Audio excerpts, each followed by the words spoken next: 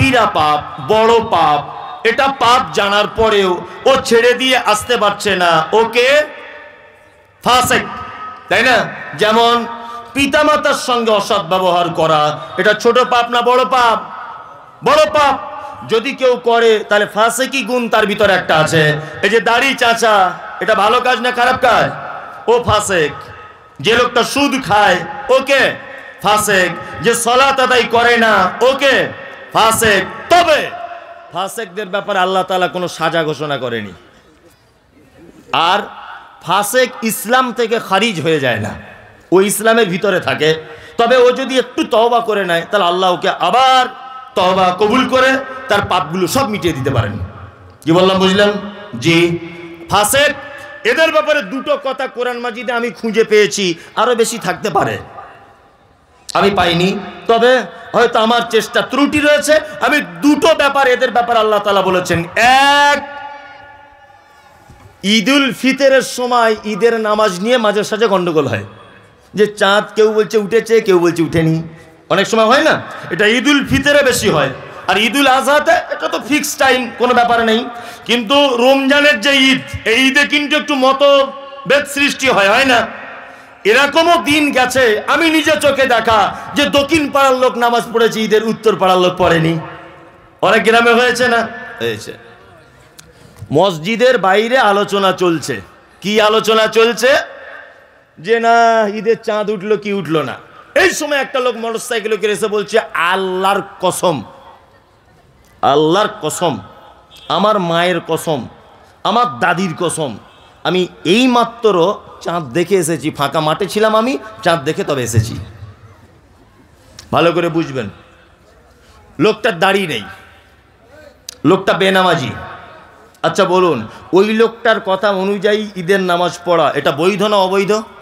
অবৈধ। ইয়েস, অবৈধ।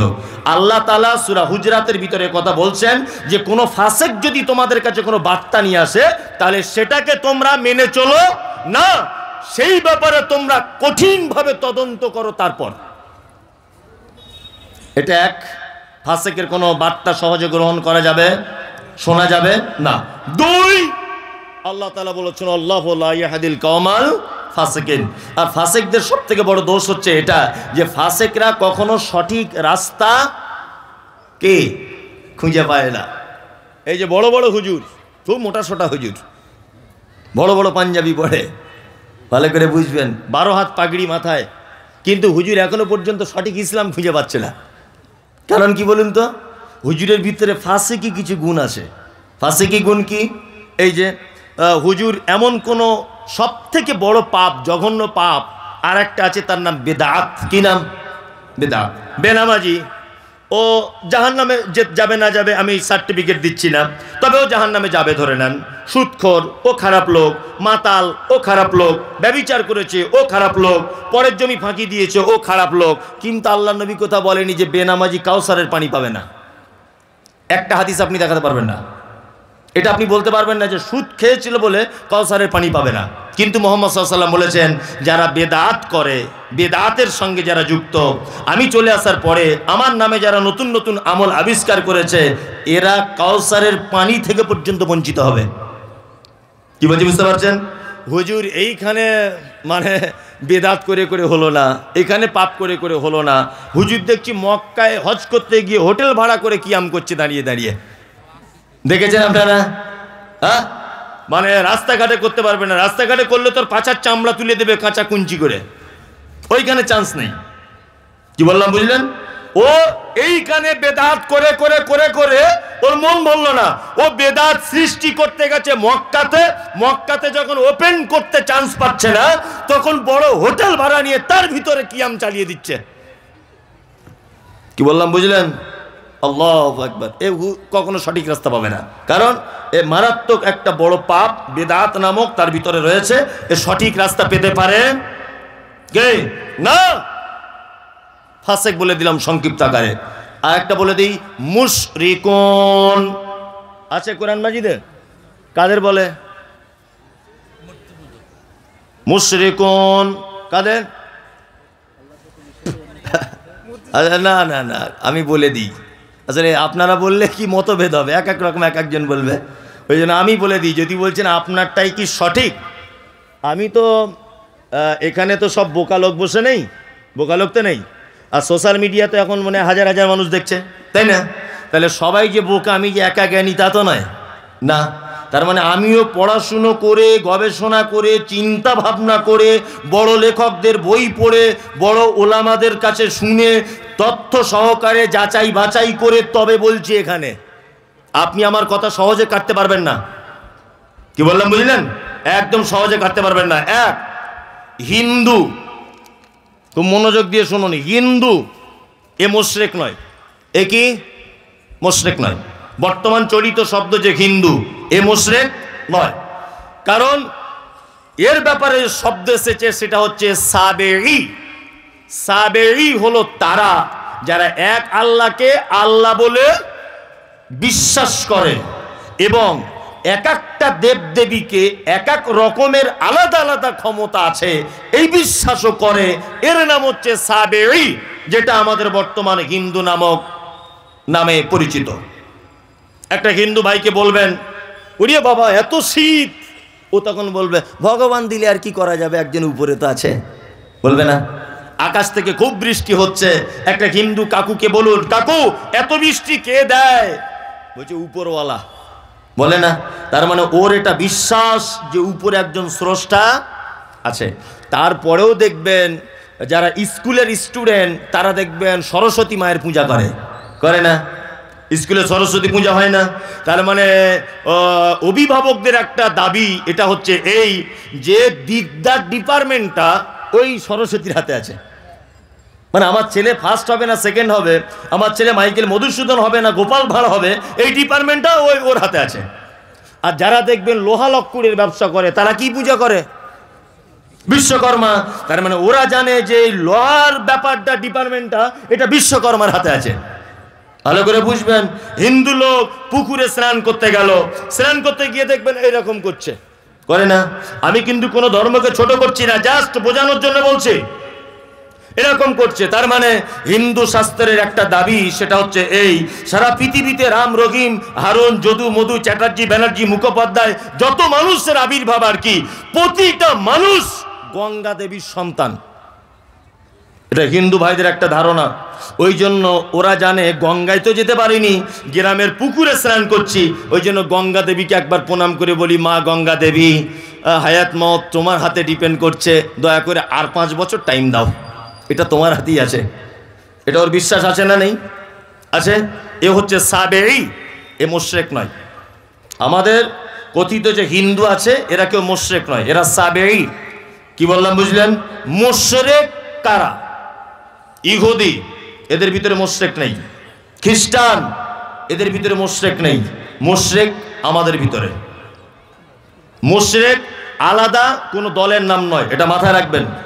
এই ব্যাপারটা আজ পর্যন্ত আলেম ওলামারা সহজ ক্লিয়ার করে বলেনি। যদি বলছেন আপনি বলছেন আপনারটাই ঠিক, আমার ঠিক বলছি না, তবে আমি যেটা বলছি এই ব্যাপারে আপনি তদন্ত করুন, এটা আপনার কাছে অনুরোধ। মুশরিক আলাদা কোনো সাবজেক্ট, আলাদা কোনো দল নয়। আল্লাহ নবী সাল্লাল্লাহু আলাইহি ওয়াসাল্লাম চাচা আবু জেহেলকে ডেকে বলছে, চাচা রাত এবং দিনের বিবর্তনের মালিককে? আবু জেহেলের মতো লোক বলছে রাত এবং দিনের বিবর্তনের মালিক আল্লাহ। কাবার মালিককে? কাবার মালিক আল্লাহ। সুস্থতা ও সুস্থতার মালিককে? আল্লাহ। তাহলে চাচা তুমি কেন আল্লাহকে বিশ্বাস করো না?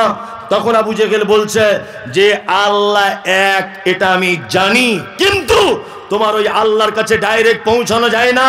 এই 360টা দেবদেবীর মাধ্যমে তোমার আল্লাহকে ডাকতে হবে, তাছাড়া আল্লাহ সাড়া দেবে না। আমি মুমতাজুল ইসলাম বলছি, সারা পশ্চিম বাংলাতে এই রকম মুসলমান এখনো পর্যন্ত আছে যাদের ধারণা, যাদের চিন্তা ভাবনা, যাদের আকীদা, যাদের বিশ্বাস আল্লাহকে ডাইরেক্ট ডাকা যায় না, ওই হুজুরের মাধ্যমে আল্লাহকে পেতে হয়, মাজারের মাধ্যমে আল্লাহকে পেতে হয়। ও হচ্ছে মুশরিক। ওকে মুশরিক। রামশ্যাম যদু মধু চ্যাটার্জি ব্যানার্জি এরা মুশরিক নয়। মুশরিক হচ্ছে নামকে ওয়াস্তে মুসলমান, মাজার পূজা, সাইফুল আশরাফুল খলিল এরা হচ্ছে যারা মাজার পূজা, ওর কাছে গিয়ে যেখানে সেখানে সেজদা দিচ্ছে, আল্লাহকে পাবার মাধ্যম হিসাবে কাউকে ব্যবহার করছে, এ হচ্ছে টাটকা মুশরিক। বুঝাতে পেরেছি আপনাকে? হ্যাঁ, এইবার আপনাকে একটা কথা বলে দিই। মুশরিকদের ব্যাপারে আল্লাহ তাআলা পবিত্র আল কোরআনে কি বলেছেন? একই সূরা, সূরা তওবা আয়াত নাম্বার 113। এরা আবার এত খাতারনাক, এখানে এই বক্তব্যটা দিলে জানি না কে কেমন ধরনের মানুষ আছে। প্রতিষ্ঠান তো প্রতিষ্ঠান তো ওই জন্য আমি বলে দিয়ে যাচ্ছি, তবে কেউ রাগটাগ করিয়েন না। তবে দয়া করে এই বক্তব্যটা আমার একটু সোশ্যাল মিডিয়ার মাধ্যমে, সবাই তো দেখছে, মুখে মুখে একটু প্রচার করে দিবেন। এটা আপনার জন্য আজকের দিন আমি আমানত দিলাম, ইনশাল্লাহ ইনশাল্লাহ ইনশাল্লাহ। এই দেখুন আল্লাহ তাআলা মুশরিকদের ব্যাপার, সূরা তওবা আয়াত নাম্বার 113। আল্লাহ তাআলা বলছেন, মা কানা লিন নাবিয়্যি ওয়াল্লাযীনা আমানু আন ইস্তাগফিরু লিল মুশরিকিন। আল্লাহ তাআলা বলছেন নবী এবং ঈমানদারদের জন্য এটা উচিত নয় যে কখনো তারা মুশরিকদের জন্য ক্ষমা প্রার্থনা করবে। কি বললাম বুঝলেন? নবী এবং ঈমানদারদের জন্য এটা উচিত কি নয় যে তারা মুশরিকদের জন্য কি ক্ষমা প্রার্থনা করবে। আল্লাহ তাআলা তারপরে আবার বলছেন, কি বলছেন? ওয়ালাউ কানু উলি কুরবা, যদি সেই মুশরিকটা তোমার নিকট আত্মীয় হয় তবুও। এই আলহামদুলিল্লাহ, আল্লাহ আপনাকে 4টে বেটি দিয়েছে, খুব ভালো জিনিস। বেটি হচ্ছে আল্লাহর পক্ষ থেকে বড় এক নিয়ামত। ইমাম শাফি বলেছেন, ইমাম শাফি রাহিমাহুল্লাহ, যে টোটাল সন্তানটাই হচ্ছে আল্লাহর নিয়ামত। তার ভিতরে বেটা হচ্ছে নিয়ামত আর মেয়ে হচ্ছে পূর্ণ অর্থাৎ কল্যাণ। মেয়ে পূর্ণ অর্থাৎ কল্যাণ। আচ্ছা, আল্লাহ সুবহানাহু ওয়া তাআলা নিয়ামতের হিসাব নেন, হিসাব নেন না? এই যে চোখ, এটা আল্লাহর নিয়ামত নয়? এই চোখের হিসাব আপনার কাছে চাইবে কি চাইবে না? চাইবে। এই যে জবান, আমি কথা বলছি, এটা আমার নিয়ামত, তাই না? এটা সম্পর্কে আমি জিজ্ঞাসিত হব কি হব না? হব। কিন্তু কল্যাণ, কল্যাণের ব্যাপারে কোনো মানুষ জিজ্ঞাসিত হবে না। কল্যাণ মানে নেকি, কল্যাণ মানে নেকি। আপনি এখন দান করছেন, তার মানে নেকি। তার মানে বেটা হচ্ছে নিয়ামত, বেটার ব্যাপারে হিসাব দেওয়া লাগবে। আর বেটি, বেটি হচ্ছে কল্যাণ, বেটি হচ্ছে আপনার নেকি বহন করে বাড়িতে আনে। মুহাম্মদ সাল্লাল্লাহু আলাইহি ওয়াসাল্লাম বলতে বলতে বলতে বলতে এক পর্যায়ে এমন বলেছেন যে আমি আর কন্যার পিতা জান্নাতে এইভাবে থাকব। এটা বলার পরে দুটো আঙুল, তর্জনী আর মধ্যমা, দুটো আঙুল এক জায়গায় জমা করে দিয়ে বলছেন, শোনো, আমি আর কন্যার পিতা জান্নাতে এইভাবে থাকব, আমি আর এতিমের দেখাশুনোকারী জান্নাতে এইভাবে থাকব। বলার পরে আঙুল দুটো ফাঁক করে দিলেন। ওই জন্য আমি অনেক বক্তব্যতে বলেছি, আপনি যখন বাড়ি থেকে বার হবেন আপনার বেটির কপালে একটা চুমু দিয়ে বার হন। বাড়ি থেকে যখন আসবেন কোথাও থেকে রসগোল্লা, মিষ্টি, আঙুর, বেদানা যা আনবেন এনে আপনার মেয়ের হাতে দেন। বাজারের সব থেকে সেরা জিনিসটা আপনি আপনার বেটিকে কিনে খাওয়ান। বাজারের সব থেকে ভালো পোশাকটা, মানে যেটা রুচিসম্মত, এইরকম পোশাক আপনি আপনার বেটিকে পরান। কারণ আপনি কত বড় ভাগ্যবান পুরুষ মানুষ যে আল্লাহর নবী বলেছেন আমি আর বেটির বাপ জান্নাতে এইভাবে থাকবো, দুটো আঙুল জমা করে দিলেন, মানে একদম গায়ে গা ঠেকিয়ে। মানে আপনার বেটি আপনাকে কোথায় পৌঁছাবে বুঝতে পারছেন? ভেবেছেন কোনোদিন যে আমি আমার এই বেটিটার জন্য আল্লাহর নবীর সাথে জান্নাতে থাকবো? তাহলে বেটিটা আল্লাহর খুব বড় একটা মানে নিয়ামত নয়? অবশ্যই। আল্লাহ তাআলা ভাষা বলছেন এখানে কি, উলি কুরবা, যদি মুশরিক যদি তোমার নিকট আত্মীয় যদি হয় তবুও তুমি ক্ষমা প্রার্থনা করবে না। এবার আপনাকে বলে দিই, যাদের বাড়িতে, যদি বলেন বেটির কথা এলো কেন, যাদের বাড়িতে 3-4টে বেটি আছে, ঠিক আল্লাহর ফয়সালা বিয়ে শাদী হয়ে যাবে। এইরকম মাজার পূজারি পীর ফকিরদের দলে বেটি যেন বিয়ে দিতে যাবেন না। কি বললাম বুঝলেন? কারণ যারা মাজার পূজা করে, মাজারের সেজদা দেয়, পীর ফকির নিয়ে ব্যস্ত থাকে, এরা মুশরিক। এরা কি মুশরিক, তাই না? যদি তওবা করে ফেরত আসে তাহলে বাঁচার রাস্তা আছে, তাছাড়া বাঁচার রাস্তা নেই। আল্লাহ তাআলার ভাষা হচ্ছে ওয়া উলি কুরবা, সেই মুশরিক যদি তোমার নিকট আত্মীয় হয় তবুও তুমি তার জন্য ক্ষমা প্রার্থনা করতে পারবে না। তাহলে আপনার মেয়ে যদি একটা মাজার পূজারীদের ঘরে যদি আপনি দিয়ে দেন, তাহলে এমন একটা দিন অদূর ভবিষ্যতে আসবে যে আল্লাহর ওয়ার্ডার মুশরিকদের জন্য দোয়া করা যাবে না। আমি তো একটা কথা বলি সব সময়তে যে আমরা পীরের দরবারে দোয়া চাইতে যাই। আমি মমতাজুল ইসলাম বলছি পীরের জন্যই দোয়া করা হারাম। কি বললাম বুঝলেন না? ও পীর যদি বলে থাকে যে আমি মরে গেলে মাজারটা এই জায়গাটায় করে যাও আর আমার ভক্তরা এসে চাদর চড়িও, ও পীরই তো নিজে মুশরিক, ওর জন্যই তো দোয়া করা হারাম। তা মানুষ আবার ওর কাছে দোয়া চাইবে কেমন করে? কি বললাম বুঝলেন না? দুটো জিনিসের সতর্ক বার্তা দিয়ে যাচ্ছি, এগুলো আমি একটাও ফতোয়া দিচ্ছি না, ফতোয়া দেওয়ার মতো যোগ্যতা আমার নেই। আপনাদের প্রতিষ্ঠানের যারা শয়খুল হাদিস আছেন বা অত্র এলাকার কৃতি সন্তান যারা আছেন, ইসলামিক ব্যাপারে খুব বেশি জ্ঞান রাখে, তাদেরকে গিয়ে বলবেন যে মমতাজুল ছোট ভাই এটা বলে গেছে, কথাটার কতটা সত্যতা। আপনাকে একটা কথা বলে দিচ্ছি, দুটো ব্যাপারে খুব সতর্কতা। এক, কোনো মাজার পূজারীদের সঙ্গে আত্মীয়তা করবেন না। দুই, কোনো বেদাতি প্রতিষ্ঠানে 10 টাকা সহযোগিতা করবেন না। কি বললাম বুঝলেন? কোনো বেদাতি প্রতিষ্ঠানে 10 টাকা দিয়ে সহযোগিতা করবেন না। কারণ সাদকায়ে জারিয়া বুঝেন, অবশ্যই বুঝেন। সাদকায়ে জারিয়া মানে মাদ্রাসাতে বিল্ডিংয়ের কাজ হবে, 2 বস্তা সিমেন্ট দিয়ে দিলেন, এটা সাদকায়ে জারিয়া, তাই না? মাদ্রাসাতে একটা কল বসিয়ে দিলেন, এটা সাদকায়ে জারিয়া। এর বিনিময়, এর বেনিফিট কি পাবেন? নেকি। কি পাবেন? নেকি। ঠিক তেমন তার বিপরীত সাদকায়ে জারিয়ার মতো একটা পাপ আছে। গ্রামে কোথাও ক্লাব হচ্ছিল, আপনার কাছে চাঁদা চেয়েছে, ক্লাবের জন্য আপনি 200 টাকা চাঁদা দিলেন। ক্লাবটা যতদিন থাকবে, ওখান নায়ক নায়িকাদের ড্যান্স হবে, বাচ্চারা ক্যারাম বোর্ড খেলবে, ক্লাব যতদিন থাকবে, কিয়ামত পর্যন্ত যদি থাকে, কিয়ামত পর্যন্ত আপনার আমলনামাতে গুনাহ হতেই থাকবে, হতেই থাকবে।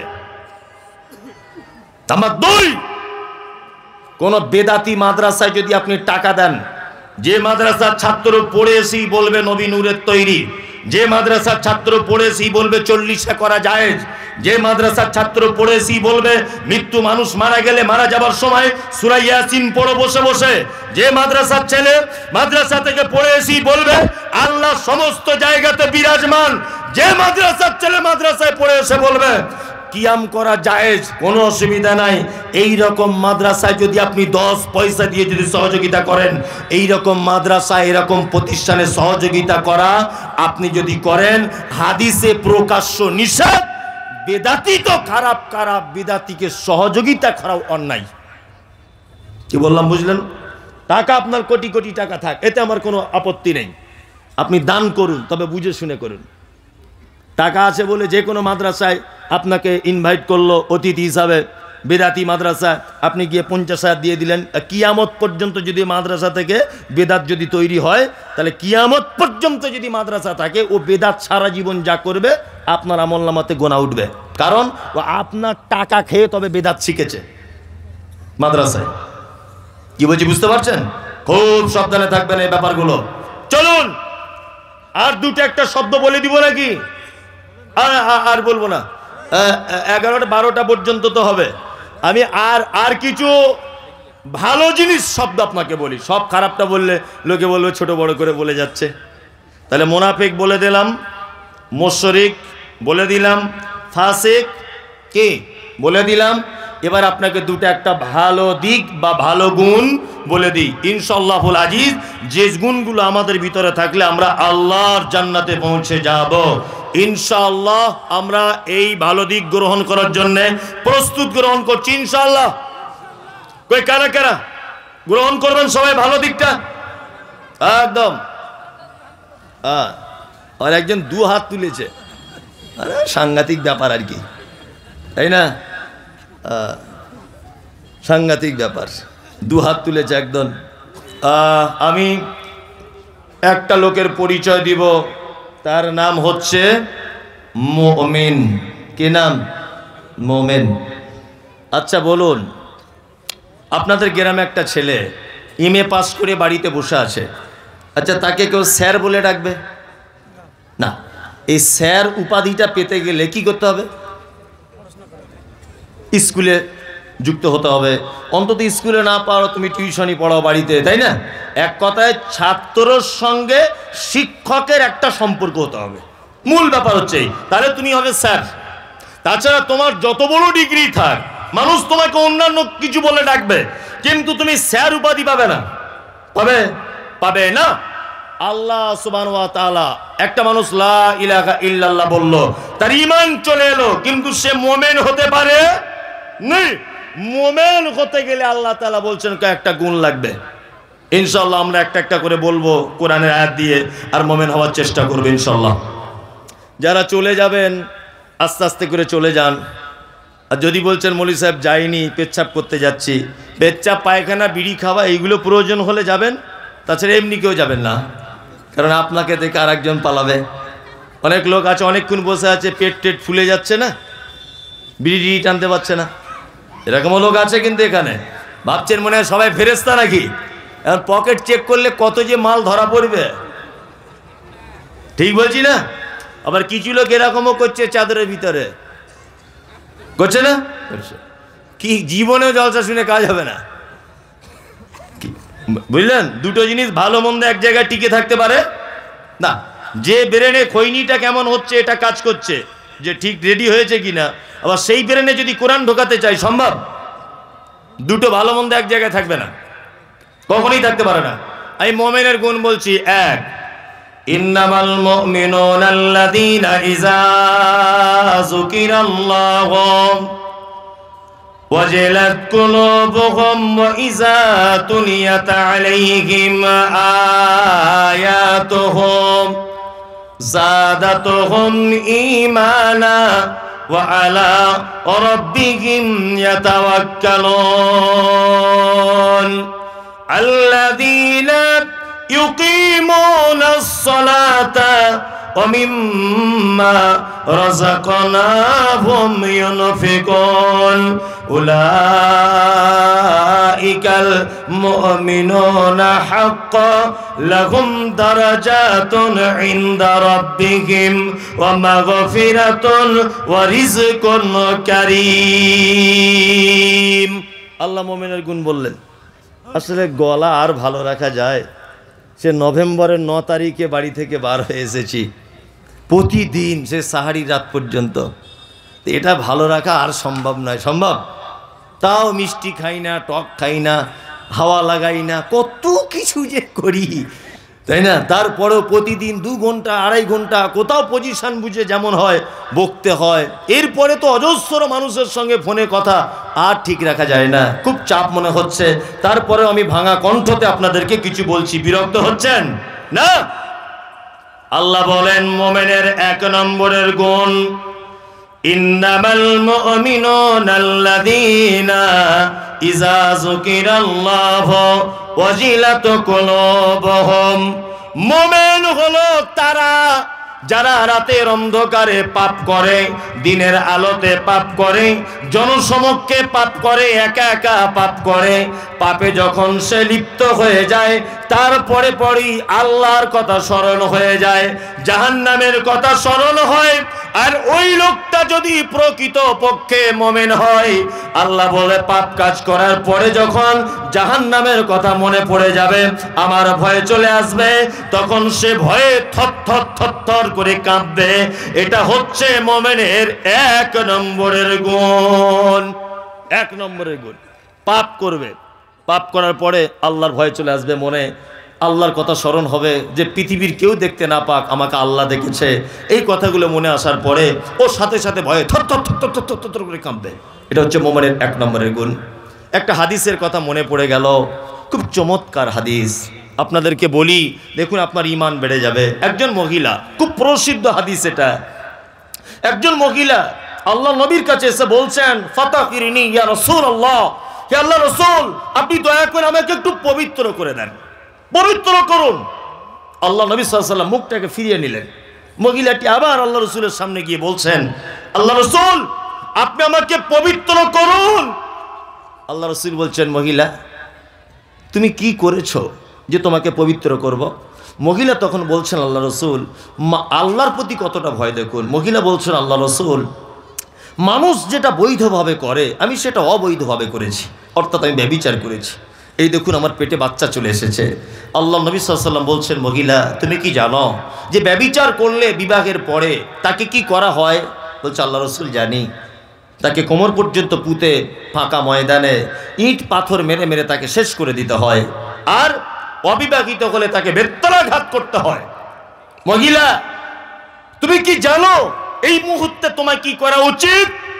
মহিলা বলছেন আল্লাহ রাসূল সব জানি, আপনার কাছে শুনেছি, আপনার সাহাবীদের কাছে শুনেছি।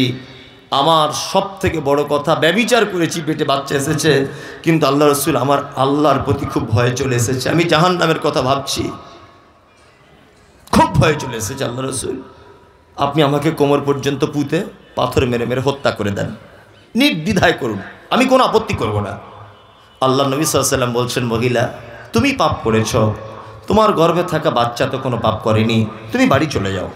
বাড়ি গিয়ে তুমি তোমার বাচ্চা জন্ম দাও, পর্যাপ্ত পরিমাণে যতদিন পর্যন্ত দুধ পান করানোর প্রয়োজন ততদিন দুধ পান করাও। তোমার বাচ্চা যখন রুটি টুটি খেতে শিখবে তখন তুমি আবার আমার কাছে আসবে। কিছুদিন পর মহিলা তার বাচ্চার হাতে একটা রুটি দিয়ে আল্লাহ রসুলের দরবারে এসে বলছেন, আল্লাহ রসুল আপনি আমাকে চিনতে পারছেন? আমি সেই নারী যাকে আপনি ফেরত পাঠিয়ে দিয়েছিলেন। বিশ্বনবী বললেন যে তোমার বাচ্চা কি রুটি খেতে শিখেছে? বলছে আল্লাহ রসুল হ্যাঁ খেতে শিখেছে রুটি, এই দেখুন। সাহাবীদেরকে আল্লাহ রসুল বললেন বাচ্চাটাকে নাও। মহিলা বাচ্চা জমা দিলেন। সাহাবীদেরকে বলা হলো ফাঁকা ময়দানে কোমর পর্যন্ত পাথর, মানে পাথরি জমিন খনন করো, গর্ত করা হলো। গর্ত করার পর মহিলাটি বাচ্চা ছেলেটাকে কোল থেকে নামিয়ে দিয়ে ওই গর্তের দিকে এগিয়ে যাচ্ছে, বারবার যাচ্ছে, গর্ততে গিয়ে পড়েছে, কোমর পর্যন্ত পুঁতে দেওয়া হলো, পাথর মারার কাজ শুরু হয়েছে, খুব পাথর মারা চলছে। খালিদ বিন ওয়ালিদ বলে একজন আল্লাহ রাসূলের সাহাবী, উনি নিজে বলছেন যে আমি এত বড় একটা পাথর ঠিক মহিলাটার মুখ বরাবর ছুঁড়লাম, যখন তার মুখ থেকে রক্ত ছিটকে এসে আমার শরীরে এসে লাগলো। আমি মহিলাটিকে ভৎসনা করে বললাম, এই অপবিত্রা নারী, এই ব্যভিচারিণী নারী, তোমার অপবিত্র রক্ত আমি আল্লাহ নবীর সাহাবী আমার গায়ে এসে লাগলো। এই কথা শুনে বিশ্বনবী ঘর থেকে বার হয়ে বলছেন, কে কে কে গাল দিচ্ছ বলো, কে ভৎসনা করছো নারীটার জন্য বলো। খালিদ বিন ওয়ালিদ বলছেন আল্লাহ রসুল আমি। আল্লাহ রসুল খালিদ বিন ওয়ালিদের সামনে দাঁড়িয়ে বলছেন, খালিদ তুমি কি জানো তার মনের অবস্থা?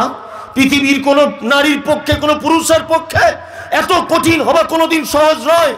সে আল্লাহর প্রতি এত ভয় করেছে, আল্লাহর জাহান্নামকে এত ভয় করেছে, তার দুধের বাচ্চাকে পর্যন্ত রেখে আজকে মরতে বসেছে। দেখো আমি মুহাম্মদ সাল্লাল্লাহু আলাইহি ওয়াসাল্লাম বলছি, ওই নারীটা আল্লাহর কাছে এত তওবা করেছে, এত তওবা করেছে, এর তওবা যদি মক্কার পাপী মানুষদের মাঝখানে যদি বিতরণ করা হয়, তাহলে এর একা তওবার কারণে অজস্র পাপী মানুষ মুক্তি পেয়ে যাবে।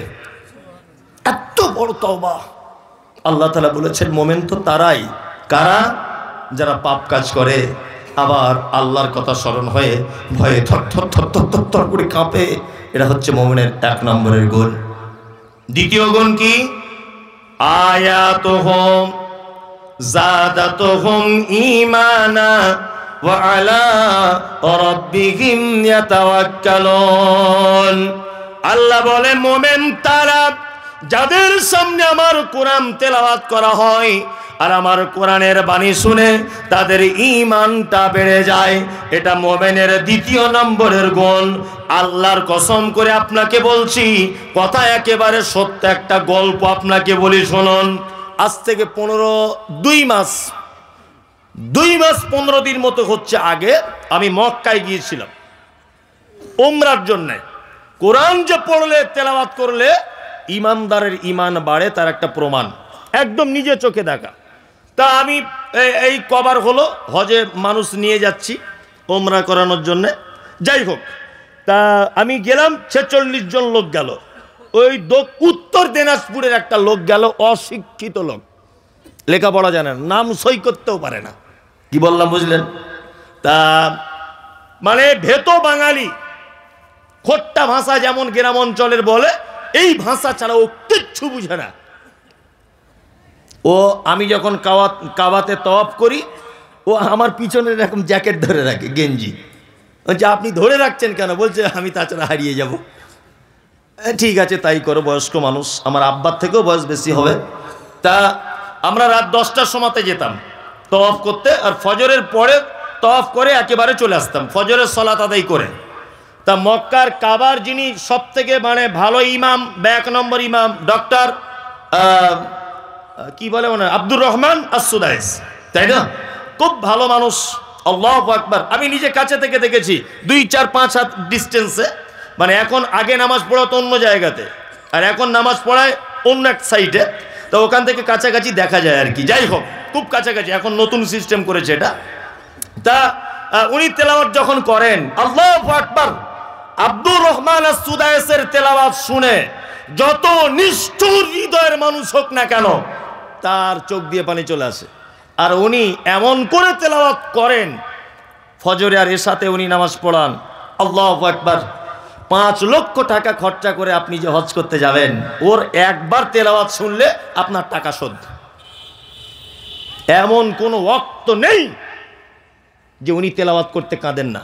জাহান্নামের আয়াত বলে একদম মেয়েদের মতো, মানে এত জোরে কাঁদবে মানুষ। আর আল্লাহু আকবার, যত নিষ্ঠুর মানুষ হোক, পয়সা তো জীবনে অনেক জায়গায় খরচা করেছেন, দার্জিলিং গেছেন, গুজরাট, মুম্বাই ঘুরতে গেছেন, 1 লাখ টাকা খরচা করে একবার উমরাটা করে আসুন, হজ না করতে পারেন। যত নিষ্ঠুর হৃদয়ের মানুষ হোক, কাবা দেখছে হাউ হাউ করে কাঁদছে। আল্লাহু আকবার। কি Ethiopia, Tanzania, German, Japan, France, কি বললাম বুঝলেন, কালো লোক, লম্বা লোক, বেঠে, সবাই কাঁদছে। আমি নামাজে দাঁড়ালাম, দিনাজপুরের চাচা আমার দিকে ডান পাশে দাঁড়িয়ে আছে। ফজরের সময়তে আব্দুর রহমান আস-সুদাইস তিনি জাহান্নামের আয়াত তেলাওয়াত করছেন, সূরা ওয়াকিয়া তেলাওয়াত করতে করতে মেয়েদের মতো করে ডুকরিয়ে ডুকরিয়ে তিনি কাঁদছেন। 10 সেকেন্ড, 20 সেকেন্ড, কখনো কখনো 30 সেকেন্ড পর্যন্ত হবে। কোরআন তেলাওয়াত বন্ধ হয়ে যাচ্ছে, উনি কাঁদতে ব্যস্ত, সবাই কাঁদছে, আমিও কাঁদছি। আমি আলেম মানুষ, একটু আধটু আরবি বুঝি বলে আমার চোখ দিয়ে পানি চলে আসতে আমি ডুকরে ডুকরে কাঁদছি। আবার ডান দিকে বসে নামাজে দাঁড়িয়ে আছে চাচা, চাচা যেন ডুকরে ডুকরে মেয়েদের মতো করে কাঁদছে। নামাজ শেষ হয়ে গেল, রুমে যখন আসছি চাচাকে ডেকে বলছি, চাচা সত্যি করে বলো, আমি না হয় আলেম মানুষ, কোরআনের একটু আধটু বুঝি বলে না হয় কাঁদতে পেরেছি, তুমি কেন কাঁদলে? চাচা বলছে, মমতাজুল তুমি আমার ছেলের বয়সের, তবে শোনো, আজকে 40 বছর যাবত আমি মসজিদে নামাজ পড়ি, কোনোদিন আমার হৃদয় গলেনি, কিন্তু সত্যি যে কোরআন মাজিদ শুনলে, কোরআন মাজিদ পড়লে অন্তর গলে যায়। আমি জীবনে কোরআন তেলাওয়াত করতে জানি না, আজকের তার প্রমাণ পেলাম। আমারও কোরআনের আয়াত মনে পড়ে গেল। আল্লাহ বলে, আয়াতুহু যাদাতুহুম ঈমানা, মুমিন হলো তারা, তাদের সামনে কোরআন তেলাওয়াত করলে তাদের অটোমেটিকলি ঈমান বেড়ে যাবে।